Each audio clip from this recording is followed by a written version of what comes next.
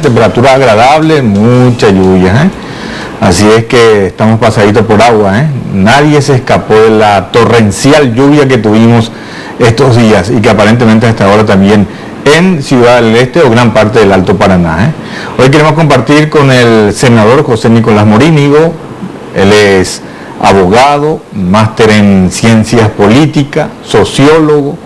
Así es que vamos a compartir este primer bloque con el senador. ¿Qué tal, senador? ¿Cómo está? Buenas noches, bienvenido. Buenas noches, gracias por Fernando, por favor. Veo de que está para mí sorpresivamente todo muy bien montado. Le felicito y espero que esta entrevista pues sea lo más objetiva, lo más útil y que podamos comunicar lo que sabemos. Pues. Así es. Ustedes lo están viendo a este señor, al senador, después de a punto del más allá, como se suele decir, con graves problemas que tuvo indiscutiblemente el chofer, murió. Ustedes se han recordado ese accidente bastante grave y hoy ya caminando sin ningún problema, es decir, sin muletas, sin nada específicamente. Y bueno, hoy queremos compartir con él, conocer un poquito la realidad política de nuestro país, disidente, digo, o mejor dicho, está dentro de la oposición, es País Solidario, creo, si no estoy transcordado. ¿Es así, senadora? Es así País Solidario, el partido que encabeza y está como presidente Carlos Filisola. Así es, renuncié al partido, lo cual no implica dejar de lado la propuesta ideológica fundamental del partido, así que... Habla de analista, de sociólogo, de máster, de abogado y hoy en la arena política jugando el partido. ¿Es diferente el papel mirando de la gradería y comenzar a dar opiniones, a escribir, a tratar de dar receta, cuál es la situación que vive el país? Hoy como uno de los referentes importantes de la oposición, integrando uno de los poderes que es importante indiscutiblemente como es el Congreso, ¿es diferente el panorama, senador? Mire, siempre suelo decir que es mucho más fácil escribir que hacer política. El escribir es una tarea que nos obliga a pensar y la abstracción no tiene problemas importantes. Uno piensa y va analizando la realidad. En cambio, la vida política es algo mucho más concreto, vinculado directamente a la realidad, vinculado directamente a intereses concretos. Entonces, como dice Weber, uno hace sociología política, pero tiene que conocer de economía, algo de psicología, y mucha gente solamente se queda en la psicología. Es más o menos como ese sacerdote, obispo, monseñor dentro de la Iglesia Católica, el tema celibato, y cuando comienza a dar consejo a la familia, cuando uno tiene problemas con su pareja, no, que tal cual, y después nos encontramos con sorpresa a veces de que es cierto, monseñor, país o sacerdote tienen algunas situaciones anormales. ¿A vos se te presentó oportunidades así de ofrecimiento? Porque acá pues indiscutiblemente el Partido Colorado que maneja, y como no tiene mayoría propia en el Senado, siempre trata de tirar su carnadita, digo, y algunos caen y otros no. ¿Te ofrecieron algo, senador, en este tiempo que te ocupó? Nunca me ofrecieron nada, ni como analista, ni como encuestador, ni ahora como político. Por eso cuando leo algunos artículos de algunos periódicos me llama la atención de que sea una persona con mucha influencia, que está permanentemente insistiendo en una línea de acción, pero influencia a quién y con qué. Lo único que puedo hacer es hablar sobre lo que pienso, sobre lo que creo que es correcto en función a mi razonamiento. Más no tengo. Dinero tampoco tengo, así que probabilidades de poder influenciar si es que consideramos exclusivamente los aspectos económicos, los aspectos de intereses concretos. Hoy nos acompaña Pool, una empresa paraguaya exitosa. Pool de hoy nos apoya, así es que gracias a la empresa por acompañarnos en la noche de los protagonistas. Senador, específicamente, ¿qué pasa hoy con la oposición? La oposición está dividida, hay diferentes sectores, quieren derrocarlo democráticamente, si es que el término derrocar se puede, hace tiempo, buscan sacarlo del Partido Colorado. ¿Crees que está cerca de esa situación? Bueno, hay dos respuestas. Uno, lo que deseo, y otro, lo que puede ocurrir en la realidad. Yo creo que lo que puede ocurrir en la realidad pues se halla muy lejos a que eso ocurra. Que caiga el partido. Que caiga el partido. El Partido Colorado. Claro, ¿por qué? Porque se ha insistido mucho en intentar hacer la unidad de la oposición. Y la unidad de la oposición se hace en función a definir claramente dónde está el enemigo. Y entonces habla sobre quiénes van a unirse, a través de qué ideología, a través de qué pensamiento, a través de qué programa. Claro. Entonces empiezan a trabajar. Ya cuando empiezan a hablar se dan cuenta de la diferencia existente. Y eso genera conflicto, eso genera contraposiciones y eso da una imagen de desunión tremenda. Por eso creo que el problema de la oposición fundamentalmente está en la oposición misma. En la oposición hoy Oviedo, hoy Fernando Lugo, separados, Patria Querida por el otro lado. ¿Vos acompañás en este caso a Fernando Lugo, senador? Yo hago una opción por Fernando Lugo porque creo que es la alternativa más viable y razonable. Creo de que puede darse una unidad en torno a él. Mire, pero en base cuando cada uno ya juega su propio partido, Oviedo dice que no va a retroceder, Pedro Fabul la misma situación, y ¿qué clase de unidad entonces hace referencia? No, mire, ocurre lo mismo que no solamente en la política, en las iglesias, en todas. Hay teologías, pero no todos hacen teología. La gente se guía más que por ideas, por creencias. Y ese es el punto central de la situación paraguaya. La política no tiene un contenido profundamente ideológico, a pesar de que ahora ese es un fenómeno nuevo, empieza a emerger. ¿Y por qué comienza a emerger? ¿Con la presencia de Fernando Lugo comienza a emerger? No. Yo creo que hay cambios importantes en toda la sociedad. Hay un proceso urbano mucho más fuerte, hay crisis campesina, crisis de la producción rural, que es similar a lo que se dio en Europa entre el siglo XVII y XVIII. Cuando habla de crisis campesina y que actualmente el gobierno Nicanor hace realmente mucho ruido de que uno de su victoria prácticamente de que hay paz social, en el sentido de que los campesinos no se manifestaban como antes, cerraban las rutas, venían a Asunción, estaban frente al Congreso, trataban de llegar frente al Poder Ejecutivo, frente al Palacio de López. No se notó eso prácticamente. Entonces, ¿de qué cambio podemos hablar, senador? Bueno, eso me hace recordar de algunas personas que están sumamente sanas, dicen, pero no sabemos qué pasa por dentro. ¿Y qué es lo que está pasando por dentro? Estamos viviendo un proceso peculiar. Yo estuve por Alto Paraná, por Puerto Indio, y estoy preocupado porque hay una latifundización muy fuerte, y estos latifundistas son generalmente gente extranjera que están ahí. Entonces, nuestro proceso latifundista no es un proceso que crea latifundistas paraguayos, sino extranjeros. Esto es novedoso en general en todo el mundo, y tenemos que ver qué alternativa tenemos para la crisis, para la falta de inserción campesina que viene a la ciudad. No hay un desarrollo industrial y en consecuencia, ¿qué alternativa les queda? Ahora, satanizan mucho a Nicanor, digo, todo el mundo hoy satanizan a Nicanor, pero pareciera que a la vez le temen, digo, en el campo electoral. Ahora, ¿cómo le deja a Nicanor en su función ya que se está yendo? ¿Crees que hizo bien el papel correspondiente? Ellos dicen, al menos el sector oficialista, de que hablan de la reserva en dólares, de que estaba poquísimo, hoy hablan más, casi 2.000 millones de dólares. ¿Cómo le dejo como un referente importante de la oposición, senador?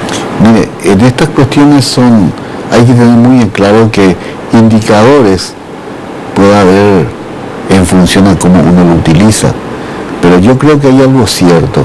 Hay algunos indicadores que nos indican una mejoría, pero ¿cómo vive la gente? Esa es la pregunta fundamental, y es allí donde yo veo que existen serios problemas. Y además en que no tenemos un proyecto para este país. ¿Qué tenemos para el sector agrario para pretender solucionar el problema campesino?